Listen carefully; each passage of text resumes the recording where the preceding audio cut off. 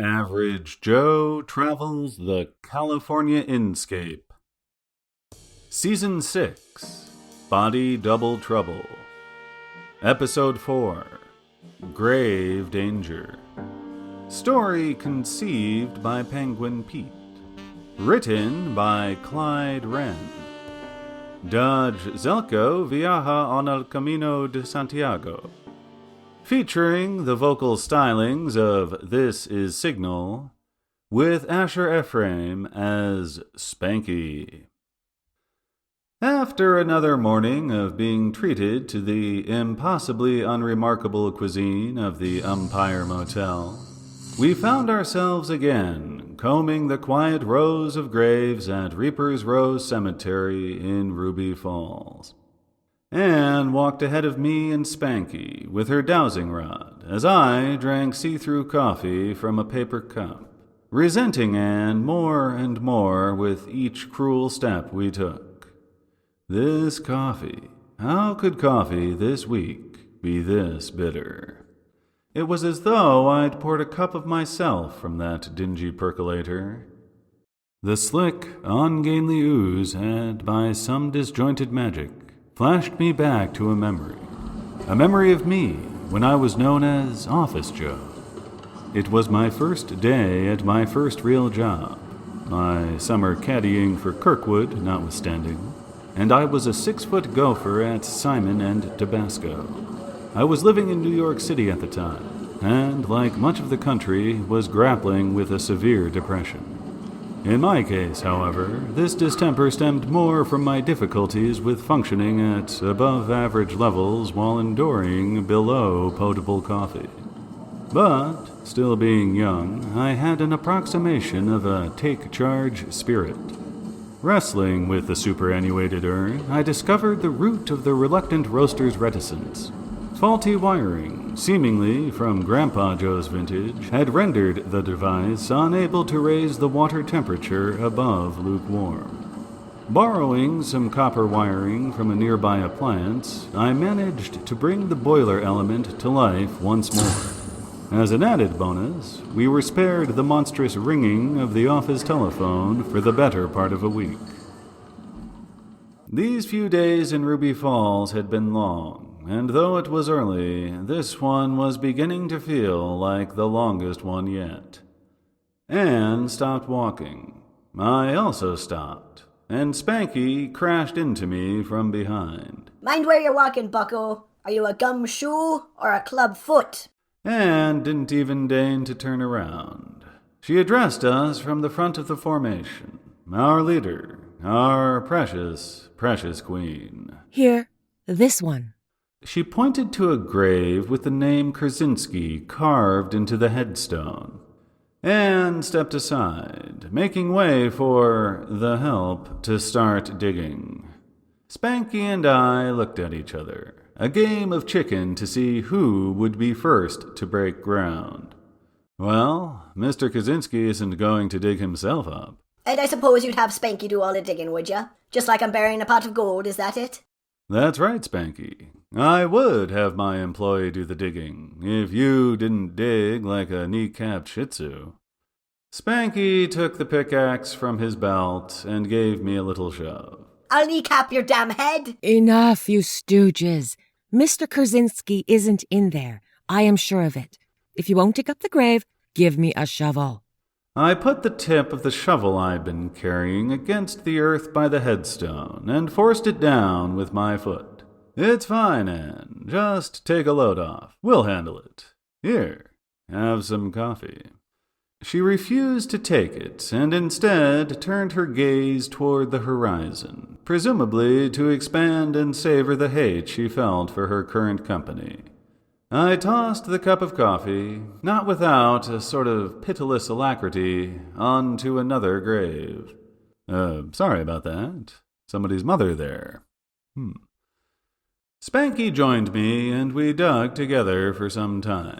The only sound the symphony of our pickaxe clinks and shovel clunks gouging the soft earth and discarding it in a pile beside us. I thought about what we might find in this old dirt, and my mind got to wondering about the Wendigo, then about the Wendigo some more. Once I caught Anne checking our progress, and as if she knew what was on my mind, she shook her head and turned away again. There was no Wendigo here. No. Finally, once the morning chill had abated and we were both sweating, my shovel stopped as it struck the top of a casket. Anne heard the sound and came to the edge of the pit. Is it empty? If there ain't a body in there, I'll guarantee you someone's snatching him up. Spanky and I cleared the rest of the dirt from the top of the coffin. We were shoulder deep in the ground, standing on either side of what should have been Mr. Krasinski. I forced the casket lid open, and, as per usual, Anne was right. The box was empty. Again. She looked the pit up and down, calculating, solving this macabre cipher. Look under the coffin. Tilt it up. Spanky muttered something, a Gaelic oath perhaps, whatever passes for profanity among his kind. He held up the empty casket on its edge while I scraped at the dirt beneath. Just more dirt, Anne. You want to come down here? Oh, never mind. It'd be a shame to get any dirt on you. Be professional, Joe. For once in your life, maybe try to do something above average. You know, I'll give you this much. Things have been well below average since you came along, lady. I don't need some bossy broad giving me the business with a bunch of witchy woo-woo every day.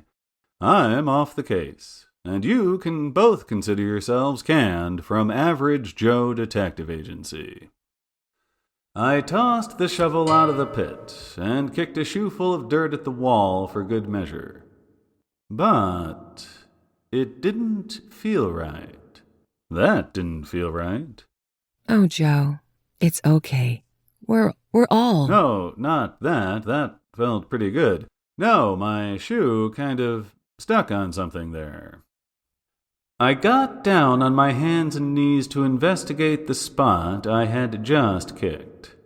There was a steel shaft with a black knob on the end. It looked like a Tootsie Pop made of metal and Bakelite. Anne peered over the edge of the pit, Spanky over the top edge of the empty casket. Oh, what do you have there, clever boy? I tried to remove the item from the dirt, and that's when the ground came out from under us. Not in the figurative sense, but very, very actually. Spanky's face disappeared behind the coffin, and I began to fall backward. I fell and fell, the coffin above me, Spanky out of sight. The impact at the bottom took the wind out of my lungs, though, fortunately, the casket crashed next to me and shattered like a pack of crackers recklessly served with a cup of chili. I heard Spanky groan from the other side of the debris. He seemed fine enough. Far above, Anne's head was a shadow at the edge of the rectangular opening. I couldn't make out the expression on her face, but I didn't need to. Joe! Spanky? Joe? It took a minute for me to answer her because, well, I couldn't yet breathe. But I'd be lying if I told you that it wasn't at least a little satisfying to let her sweat. I'm not perfect. Far from it. I'm Average Joe, and that... We're fine, sweetheart. Mostly fine, I guess. Anne, there's a tunnel leading from here, kind of east by northeast. I don't know what it means, but you should go find Mr. Hatecraft and let him know that his cemetery has a really big mole problem. And tell him also we'd like for him to get us out of here. Alive is preferable. Thank the gods. Okay. I'll find him. I'll be back to get you. The shadow of her head vanished, and Spanky and I kind of shrugged at each other without shrugging. I told you both. There's a body-snatching scheme afoot. Now who's the brains of the outfit, huh? Spanky's triumph was tamped down in short order as a silhouette approached from the shadows in the tunnel. The figure was wearing what looked like a dressing gown. and it was moving at a pace that suggested advanced age, or at least an orthopedic malady. My first thought was that maybe the local hobo community had found this spot and used it to stay out of the weather when they needed to catch a nap. As he moved closer, the smell supported my theory. His gray beard was wild, and so were his dark eyes when the light from above captured them. He wore a sash adorned with 2 pouches, a passel of bones, and a tiny rodentile skull. He stopped a few feet from us, but did not speak. "Say, you're not a hobo at all, are you?"